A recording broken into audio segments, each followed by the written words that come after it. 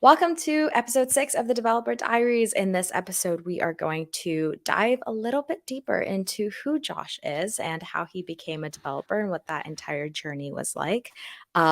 And so, we've already sort of just established in the last episode that you were a builder and you are someone that is really enjoys building.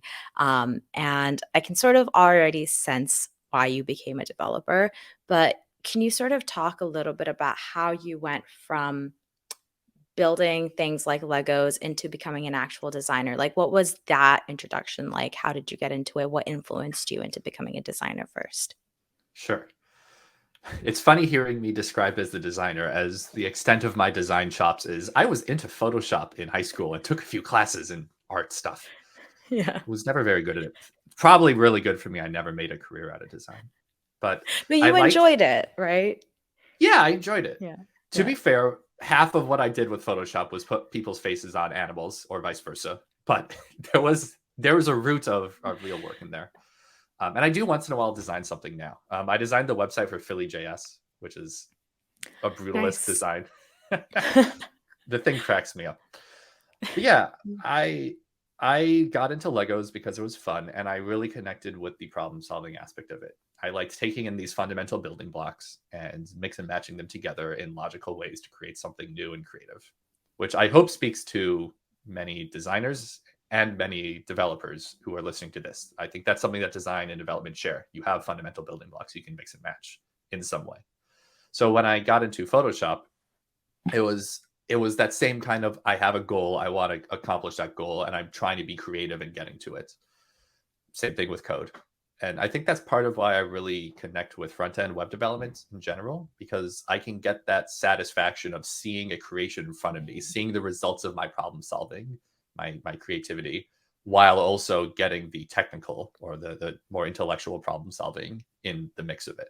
Whether that's, mix and matching colors and fonts in a good way, something that I almost never do correctly, or architecting code functions and classes to work together, something I do slightly better. That stuff feels good. Yeah. I feel like there's a lot of things in life where sometimes you're like playing games, and those things influence the way that your brain sort of looks at the actual work that you do, right? Maybe you're super into theater, maybe you're very like you're really like drawing and those types of things. Is there any aspect of your life at that stage that influenced you into going into Photoshop or like going down that design route? Well, I was between Legos and adulthood. I was really into two video games in particular, Halo and RuneScape. I used to have a Santa hat. OG RuneScapers know how cool that is. Everyone Yeah. else does not.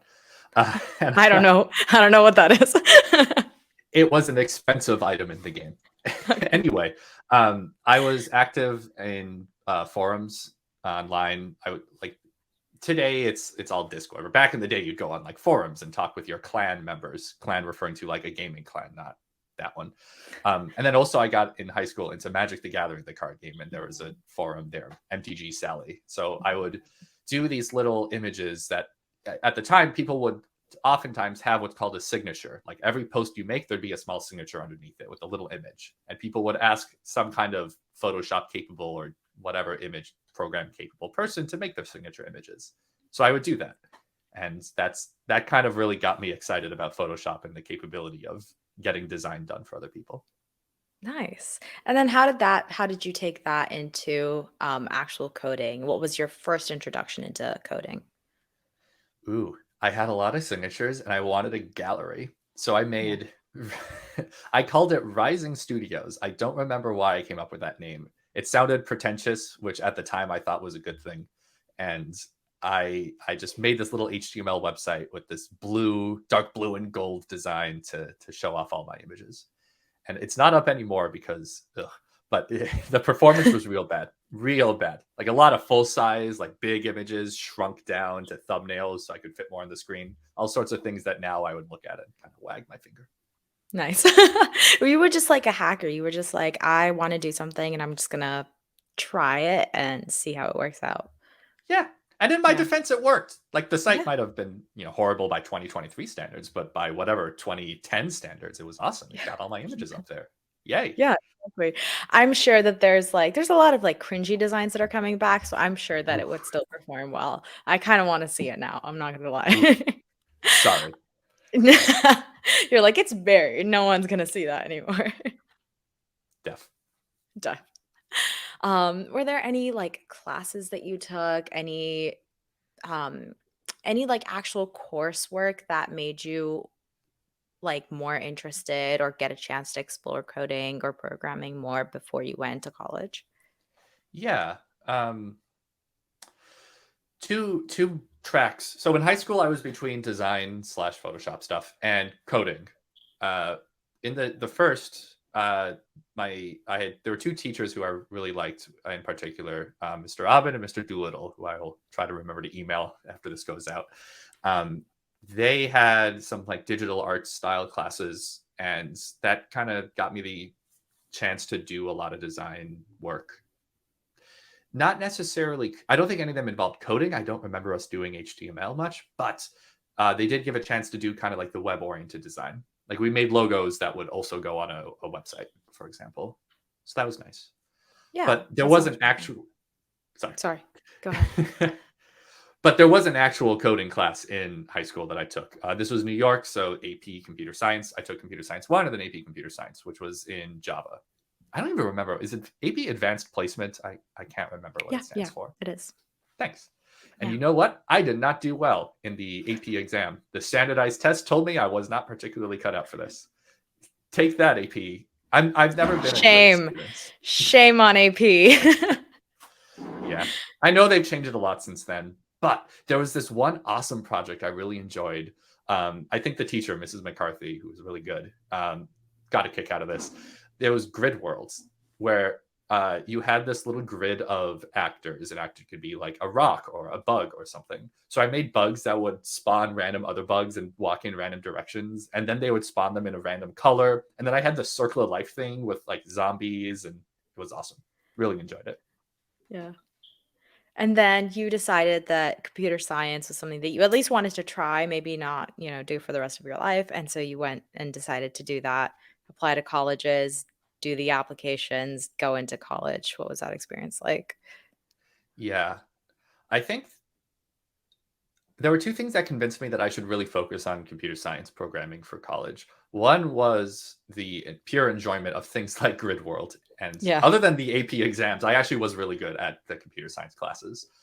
The other was the expected paychecks for design. It is an undervalued monetarily profession, whereas we are in development overvalued monetarily. So that was helpful. So I just applied for computer science everywhere, and I got into a few universities.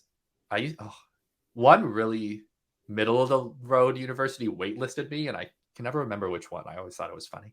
Anyway, the best university that I got into for computer science was RPI, which is where I ended up going. It's also where my dad was a teacher, a professor in the Nice. computer science department. So that may or may Yeah. not have helped that. Unclear.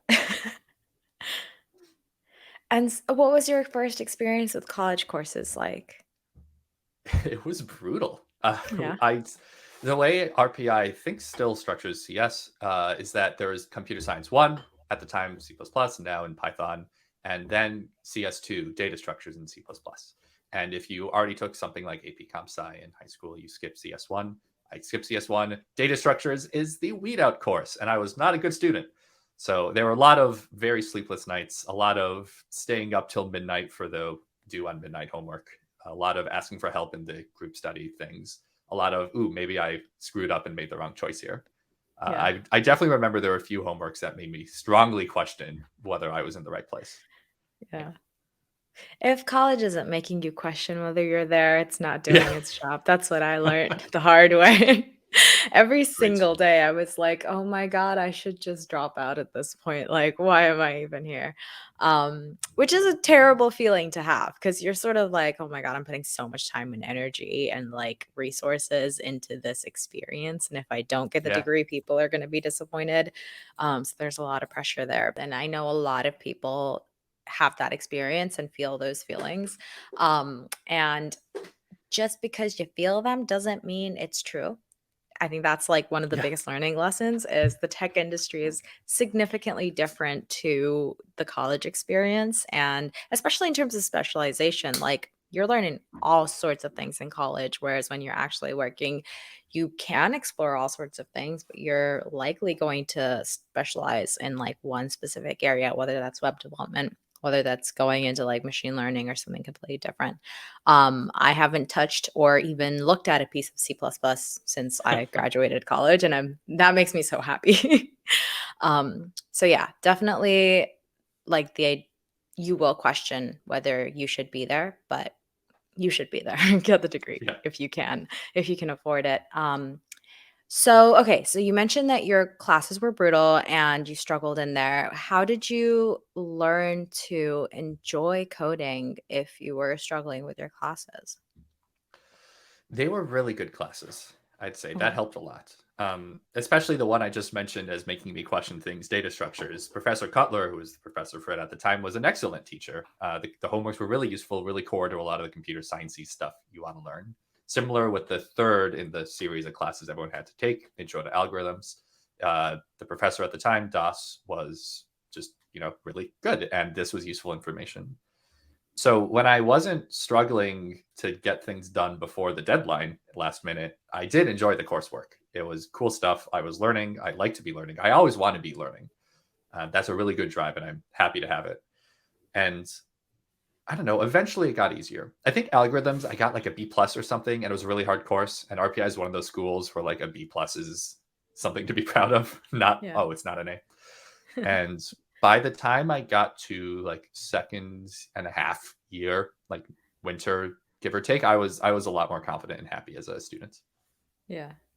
I heard you were a Connect 4 bot like Oh, genius or, you know. who'd you um hear that from? Yeah. I wonder. How did you go about like what made you build? Was it like an assignment? Was it something like a side project that you were just building on for fun? Yeah. So first first year I took a course where you had choices of what thing to do for your final, and I chose to write a Connect 4 bot. And that was good because data structures had a project, one of the weeklies, where you would do a tic tac 4 bot. And it was one of the ones that showed you decision trees as like a implement your own tree kind of situation. So I combined those two together and wrote what is the greatest Connect 4 bot I have ever seen. I haven't. I know people have mathematically solved this game. I have not seen those solutions, but like the greatest personally written for fun Connect 4 bot ever in my life. And as a result, I got really good at Connect 4. I understand the like clustering and top priority strategies really well because you have to rank boards on whether you want them or not. So yeah, that was probably the first project that I really put a lot of time and effort into as a side project, like something, a coding side project, something that I like went above and beyond and had a good time with and also learned a lot from. So I have very Yeah. fond memories of that Connect 4 app. Nice. I think like landing your first internship can be really hard. And if you have projects like that, it sort of makes it easier. But when you're trying to land that first internship, you're in this awkward phase where you don't really know what you're doing. You don't know how to communicate what you're doing, or like write about it in resumes or talk about it when you're speaking to recruiters. And oftentimes you don't have that many great projects. You're really just relying on the things that your professors have told you to build on in assignments and stuff. Unless you're one of those developers that are just constantly building side projects from the beginning, which is great. But what was like, do you have any advice or any stories about how you went about get landing that first internship and what Yeah. helped in that process? Yeah. It's funny. Every time I answer this, I have like a different set of things that comes to mind. Yeah. Um, the first, someone else wants me to build a thing for them that's not a toy thing that I had was the Res Life or Residence Life. It's the organization at RPI that manages like dorm rooms and housing and stuff. They needed a website redesign, and by virtue of having done random web design projects in high school, I got it. In retrospect, I don't think I was a particularly good candidate because I was not, in retrospect, proud of the designs, but I got it to work. It was this ridiculous system called XSLT, some like horrible thing from whatever, the early aughts or even maybe 90s. I don't know. It was hard to use. It was old, but it was a good work experience. Unfortunately, I didn't get that fall freshman year. I got that spring freshman year. So it wasn't particularly useful for the career fair in fall. I'm proud to say, I love telling people this, I got no callbacks my first career fair at RPI. None. No one wanted me. Oh, It no. happens. Um, Such is life. But yeah, that first thing was, it was a good on ramp. But I always tell people, don't go for the big whales. The really, I want this. This is my dream jobs first. Try to ease your way into it so that you learn. And this was a good easier way into work. Yeah, and I wanna say, it's not that no one wanted you, it's that there's just a lot of competition out there, right? Like, they're hiring interns from all sorts of schools, and it's like, the hiring process is really awkward because 'cause you're judging people based on a piece of paper and very little knowledge into what they're actually capable of because they don't have extensive years of experience on their resume yet. But yeah, continue. Sure. You're absolutely You correct. were wanted, you were just there was too much competition. I was wanted less than the competition, Oh, one no. would say. Yes.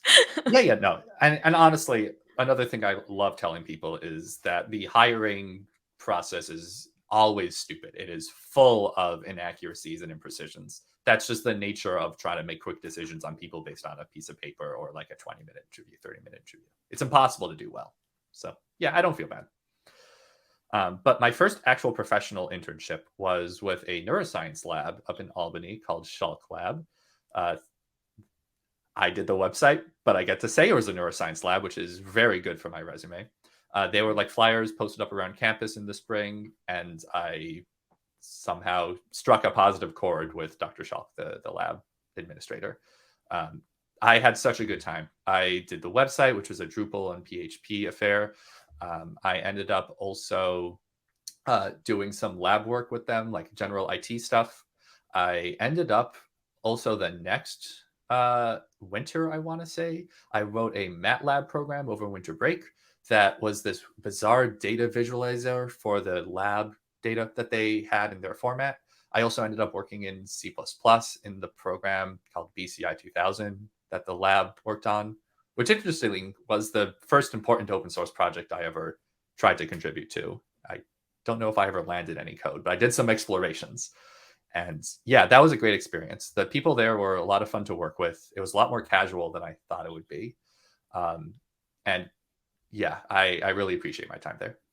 Yeah. I Speaking just yeah. remembered I had a high school internship at Capcom FCU, Federal Credit Union, I think, where I didn't do any code, but I did like internal wiki documentation, and that was a fun time. But it Yeah. wasn't like, it was something to put on the resume, which really helped, but it wasn't a coding experience per se. Yeah. Something to put on the resume, that's such an important point because when you're at that stage, you just need to fill that page up, right? Yeah. And I worked at the internship and counseling services center, whatever. I remember what it's called exactly. I was a peer advisor, and so I was responsible for telling people how to write their resumes and like the best practices and everything and how to improve it so that they can actually get jobs. So I'd get a lot of students coming in with like incredible resumes that were filled with a lot of experiences. And they were like, Mhm. I'm not landing any internships. What do I do?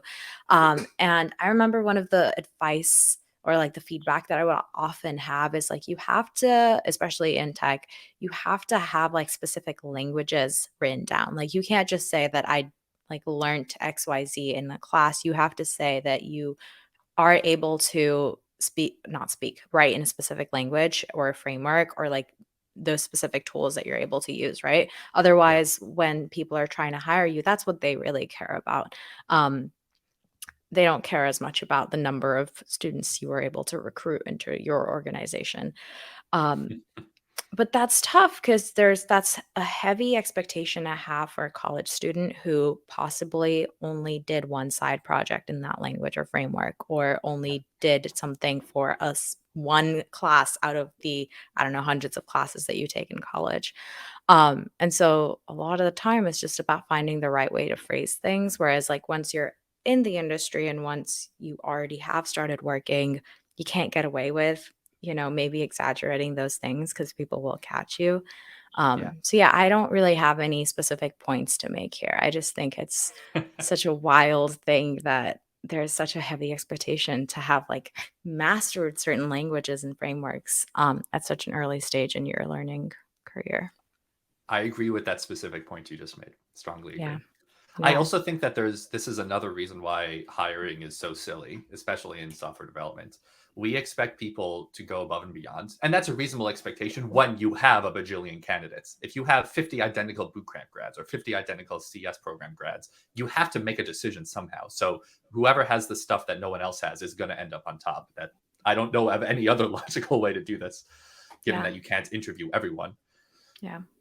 But that means that, the person who's, I don't know, working part-time to put themselves through this expensive school just has a disadvantage. And that's a privilege point that I also don't know how to overcome and really resent in this life. You know? That's so true. Because if you have to depend on having a job while you're doing all of these classes, you have little to no time to do any extracurriculars and go into clubs and do those things. Or you take whatever time you have left and then you're completely burnt out like every single day. Yeah. Um, that's true. Such is life. I will say Such though as that life. when I Yeah. see candidates who have a current job during university, I always try to make a little mental note of like, okay, I that is something that if we do end up talking to ask, like, hey, are you also doing a part-time work while in these classes? And Yeah. I wish there was a better way to systematize this, trying to understand where candidates are coming from. But that's I don't know. It's just something that we as an industry, I think, collectively don't do well. Like understanding that people from underprivileged backgrounds who go to like a school system that doesn't physically have computers, it's it's hard. It's harder for them. They're coming from a different place from someone like me who grew up with a comp sci professor dad and computers at home running relatively latest Windows. For sure. Um, all right. So let's go back to like the projects that you were building in college. What were like your favorite projects that you feel like to this day you're either proud of them or you just learned a lot out of that experience? Was there anything like that or is it just you're like, I never want to think about any of these projects ever again? Some of them I definitely don't want to think of ever again. Some of the crap that I had to scrape together desperately.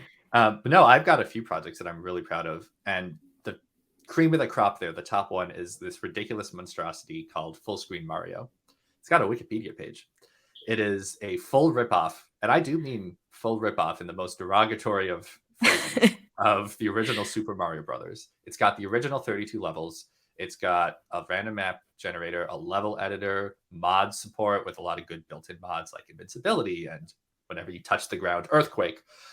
I love that project. I love that project. It was such a fun thing to work on. I started it because I was bored in a class beginning of sophomore second year, and it Nice. went viral a third of the way through junior third year. Ugh, what a great project. Eventually, Yeah. Nintendo shut it down, but Wow. You have a Wikipedia page. You got shut down. You're basically a celebrity. That's insane. wait. First of all, don't say celebrity because I will show it to my spouse and make her upset in a night, and that brings me so much joy. Second of all, I don't have a Wikipedia page. I have only two notable accomplishments, which are Wikipedia level notable, which are a book and Full Screen Mario. But once I get a third one, I'm pretty sure I get a page. Very excited. Okay. Well, you're mentioned, and that's still a pretty big deal. Okay. Thanks. Yeah. I Yeah. honestly, one of the things that I struggle with in addition to anxiety is praising myself or accepting praise, which I know that's a big thing. Like no one ever wants to, oh, you're right. I am great. Like that's not a thing a lot of people feel comfortable with. And I was raised Yeah. to be, bashful and shy, like the American Clint Eastwood stereotype. But Yeah. I am proud of this project. I fully recognizing that the code was utter trash. It was my first big JavaScript thing, and it was hundreds of global variables and buggy as all heck and terribly slow. I'm really proud of what I did there. You got to build bad code to build good code, right? Like you don't Yeah, just wake up one day and know all of the best practices. for sure. That's really awesome. I love how you mentioned that you were just bored in a class one day. Like boredom can take you places. Boredom can get you mentioned on Wikipedia. Yeah. I That's A couple notes on that. One is I was bored. I was also very the sophomore year. That year is when I discovered the term imposter syndrome, and that really resonated with me because prior to that year, and even then, sitting in a class with a bunch of nerds snarkily talking about, oh, it took me a whole 3 hours to do this week's homework, whereas I'm like spending 3 hours at a daylight cycle. That was upsetting. And then I was 100% convinced that I needed to do something big and flashy in order to differentiate myself. And although it worked out, I still remember that feeling of, yeah, I need to do something because I'm going to be like a homeless failure. Like that was one of the phrases I thought, homeless failure, if I don't do something big here. Oh. Yeah, Yeah, college puts a lot of pressure on kids, and it can it result does. it can result in good things sometimes. Yeah. Um, this is just completely unrelated, but you mentioned like kids, snarky kids talking about their experiences, and I just remember like in my freshman year, I had like no clue about anything related to coding before I joined college. I don't even like even when I was applying, I was like, what's the difference between software and hardware? I don't understand any of this. Which in hindsight is like that's a really dumb question, but like someone I had It's no a kid clue what it question. You had was. no clue. Yeah. Yeah. And in freshman year, people were talking about like, oh yeah, we're learning C++ or we're learning in C. But you know, Python, the intro to coding class, the very first one is in Python because it's easier. And I'm like, there's a language named after a snake. What is that? Like, I didn't even know what that meant. And just feeling like having all of these questions that aren't even questions, but everyone seems to already know and have the answers to. And you're just like, oh my God, I'm in this really awkward place where I don't understand anything, can be really overwhelming. That imposter Mhm. syndrome, I feel like everyone feels it at some point, right? It might not be the same Yep. questions or the same situations, but whether you're in school, whether you're already working, you're going to have a moment where people are talking about shit that you feel like you should know, but you don't actually know. That's a Yep. really scary thing to deal with. It is. And imposter syndrome is so common that it has become an overused term in the industry that we assign everything to imposter syndrome. But it's Yeah. because everything is in some way relevant and applicable here. You sit in a class like I did, and everyone else is talking about how they finished the homework, and you're like, I don't belong. I don't know these things. You apply for a thing, and everyone else is talking about Python or Java, and you're like, what is hardware versus software? You don't look like or talk like or have the same social capabilities or physical capabilities or whatever everyone around you. These are all some of the many ways that folks can be isolated and or self-isolate themselves in their minds. And it is very natural. And I mean, as an industry, we should get better. And as people, we Yeah. should get better at, overcoming and creating situations where the isolation doesn't happen. But it's especially in this day and age, very, very likely to happen for a lot of people. Yeah. And I hope that like if anyone who is listening to this or watching this at some point is feeling that way sort of recognizes that it's completely okay. And there's nothing wrong with you. Everyone's going to feel that way at some point. Yeah. Do you have any advice or like thoughts around what we've just spoken about like dealing with those like really uncomfortable feelings or just being able to bring your creative side into tech? Yeah, both of those. And I'll try to answer one before the other. Yeah, they're Um, completely different questions, but I just threw them at you yeah. together. The first one is a phrase I've been hearing off and on a lot: find your clan. For me, my clan was people who also aren't like excelling at computer science or like kind of struggling, um, or just have a similar personality. Once in a while, I'll get a mentee who is, let's say, like a young person of color, woman in tech, and they're speaking of situations that I don't have the lived experiences to help them with. And my general advice to them is find someone who can help you in a way that is useful here. So whether it's like a student organization or a bootcamp organization that speaks to your, let's say, gender or sexuality area or whatever it is, finding people who have shared lived experiences with you is very useful. 90% of the time, the first advice that's really helpful that people get is what we've just been saying. It's okay. It's normal.